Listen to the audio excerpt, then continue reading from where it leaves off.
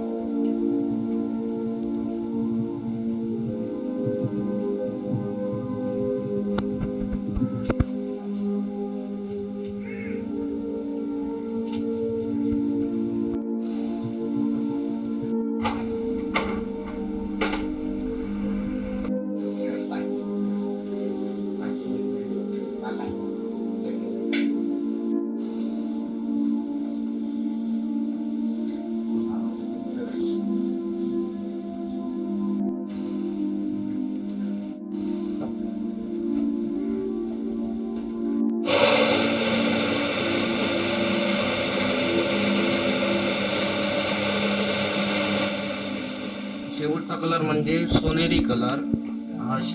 सोनेरी कलर मी आता भरतोय, आता झाला रेडी. सोनेरी कलर काढल्यावर आता पूर्ण गणपती रेडी होणार. मग तो नेला जाईल गणपती.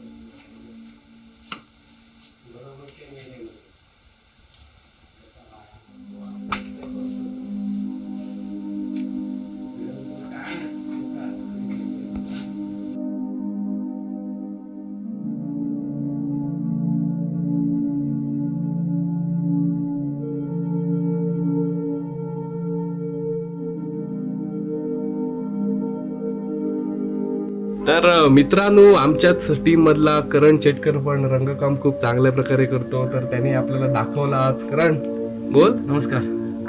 रंगकाम कसं असतं ते तू दाखवलं, धन्यवाद.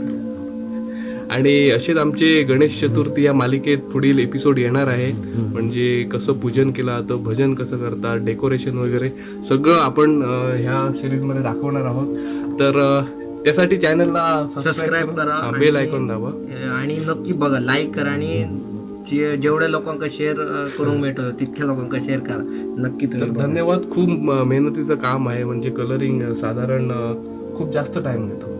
म्हणजे बॉडी शेडिंग, नजर उघडणे, बारीक कलर. बरोबर, सुरुवातीपासून आता व्हाईट मारला ना, नंतर त्यावर बॉडी कलर, त्याच्यानंतर परत बॉडी शेडिंग म्हणावं लागेल, आणि नंतर ही बाकीची जी असते शेडिंग ड्रेसची वगैरे, नंतर नजर उघडायला खूप वेळ लागतो. नंतर सोनं चढवणं. तर खूप जोशात उत्साहात चालू आहेत. शासनाने खूप नियम आणि अटी पण लावले. 1.5 दिवसातच गणपती पाहिजे, नंतर चाकरमान्यांना 8 ऑगस्टच्या अगोदरच यायला पाहिजे. तर असे काही नियम आहेत, ते तुम्ही फॉलो करा. आणि आमच्या चॅनलमधून आम्ही तुम्हाला जे गणेश चतुर्थीबद्दल जे निगडीत काही सण किंवा काही जी कामं आहेत ती सगळी तुमच्यापर्यंत पोहोचवण्याचा मी प्रयत्न करेन. So that's it for today, this episode. Bye bye.